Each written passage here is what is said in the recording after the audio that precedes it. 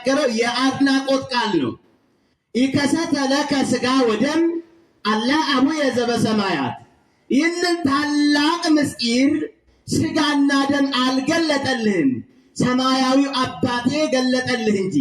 አንተ ኮክ ወዲበ ዛቲ ኮክ አሐንጻ ለቤተ ክርስቲያኔ። አንተ አለት ነህ፣ በዚችም አለት ላይ ቤተ ክርስቲያኔን እመሰርታለሁ አለ። ክብርና ምስጋና ለአምላካችን ይሁን።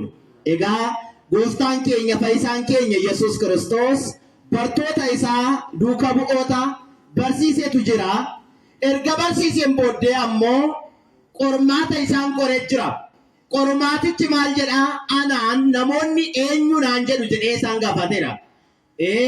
Lagicha kan lamatti adda baasee farooniin lagichatti kan dabalee mannaa samiidhaa kan buusee bishaan dhakaa keessaa kan baasee Israa'eloota ifaan kan geggeessee guyyaa duumessaan kan geggeessee Museedha siin jedhu gaafa jedhee noo isa miti.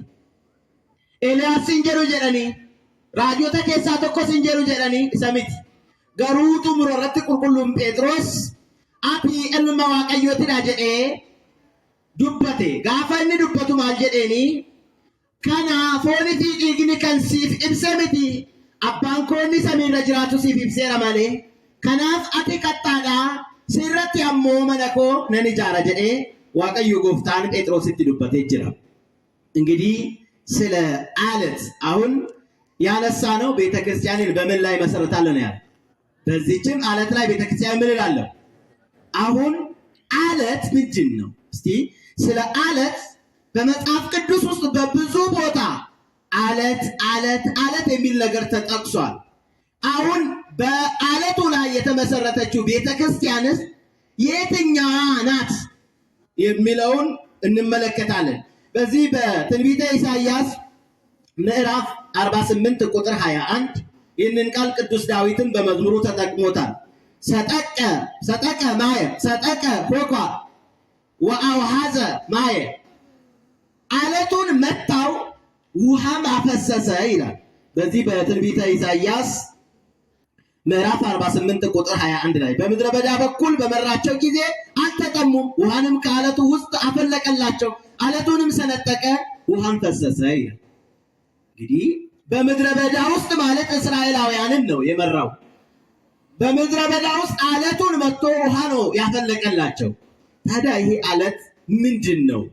ደግሞ ሐዋርያው ቅዱስ ጳውሎስ ለሮሜ ሰዎች በጻፈላቸው መልእክቱ ምዕራፍ 9 ቁጥር 32 እስከ 33 ስትመለከቱ እንዲህ ይላል፣ እነሆ በጽዮን የእንቅፋት ድንጋይና የማሰናከያ አለት አኖራለሁ፣ በእርሱም የሚያምን አያፍርም ተብሎ እንደተጻፈ በእንቅፋት ድንጋይ ተሰናከሉ ይላል።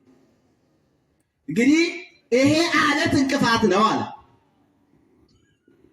በእንቅፋት ላይ ነው እንደ ቤተክርስቲያን የተሰራችው። በእንቅፋት ላይ ነው የተመሰረተችው ቤተክርስቲያን። ቅዱስ ጳውሎስ አለቱ እንቅፋት ነው አለ። ደግሞ በአለቱ የሚያምን ለዘላለሙ አያፍርም አለ። በድንጋይ ነው እንደምናምነው። ለምንድን ነው እንደዚህ የሚለው?